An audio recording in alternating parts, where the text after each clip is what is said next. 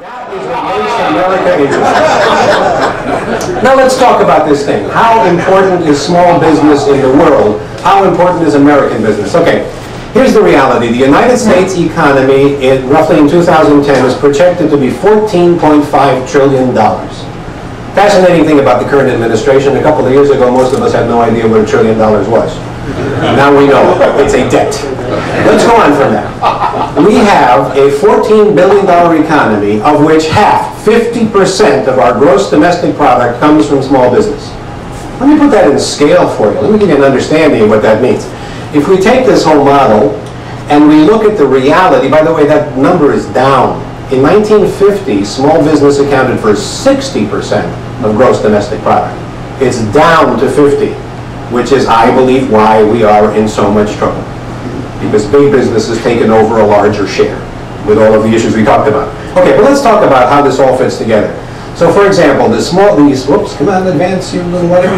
Okay, if you take the United States with $14.5 trillion gross domestic product, the next right now currently are Japan, China, Germany, and France. That's the way it works. But let's take this to the next level.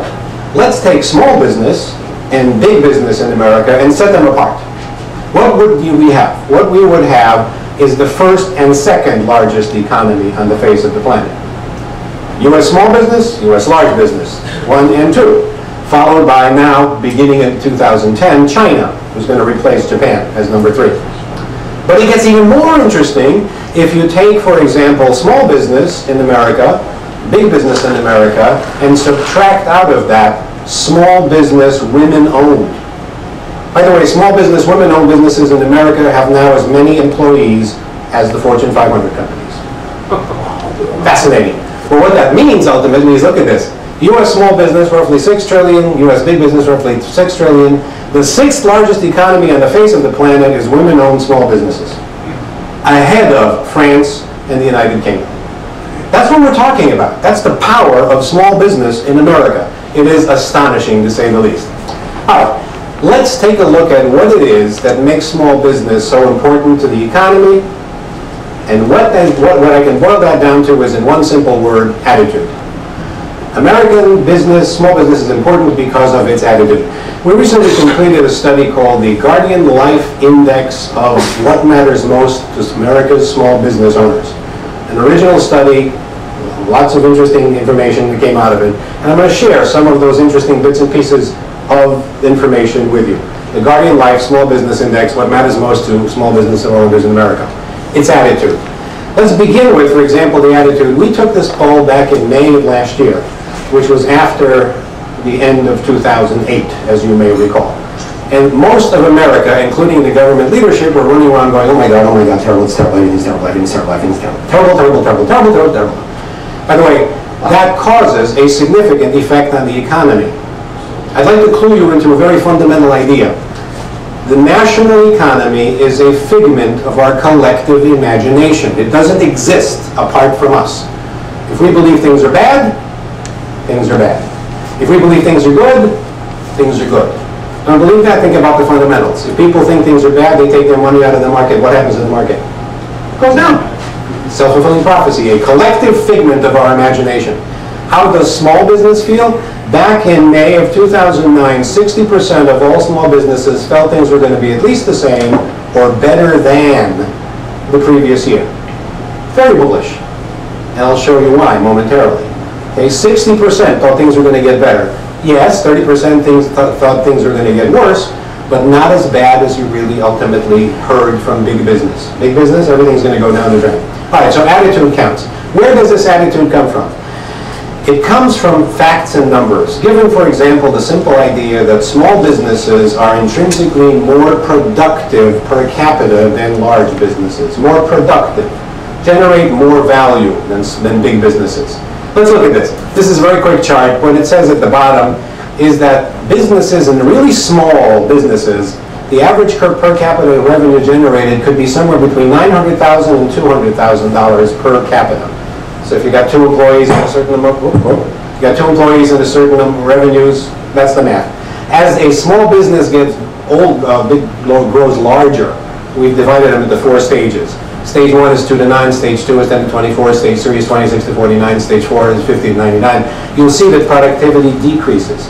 The larger the entity, the more overhead, therefore the less productivity. When you say, well, when you get really big, that's all much better, right? That improves dramatically in short. Well, not exactly. Because here's some numbers. Microsoft, for example, yes, where you have a business that is essentially about ideas, that's $600,000 per employee, roughly. But it goes down to Wendy's, $53,000 per capita. That's what the employees generate. You look at a company like Walmart, it's $200,000. Well, you could have small businesses and be more productive. Okay, so big business is not necessarily more productive. Small business actually is more productive. And why is that? Because small business owners are more directly connected to the fundamentals of the business. It's about the business. Let's look at this. One of the most rewarding and frustrating things about owning a small business. What's the most rewarding thing? Keeping customers happy. Big business talks about it, small business doesn't. What's even more interesting is down at the bottom you'll see meeting new people all the time. Small business owners value the idea of relationships, personal relationships, turning customers into friends. I can't conceive of some of the corporate heads of General Motors thinking about, I want to make friends with our customers. I'd like to have them over for lunch. It doesn't happen. Small business does. So the fundamentals that drive small business are up close, personal, and direct. What else? What else is interesting is the reasons that you go into business in your case in the first place is, for example, being able to make my own decisions. Not having to rely on the people who are not necessarily smarter than I am to make decisions on my behalf. Making my own way. Okay? These are fundamentals that make America interesting. Doing something for a living that I love to do. Do you think we can say that of the upper levels of American corporate management? If that's true, then why do they plan their retirement on the day they get their first job? Why do they talk about exit strategies when they negotiate that contract? Because they don't love doing what they do. They love making the money. Small business owners love doing what they do. That's what makes it so strong and fundamental. Let's go on. How does each of the following matter most to you? My employees. My employees. That's what matters most.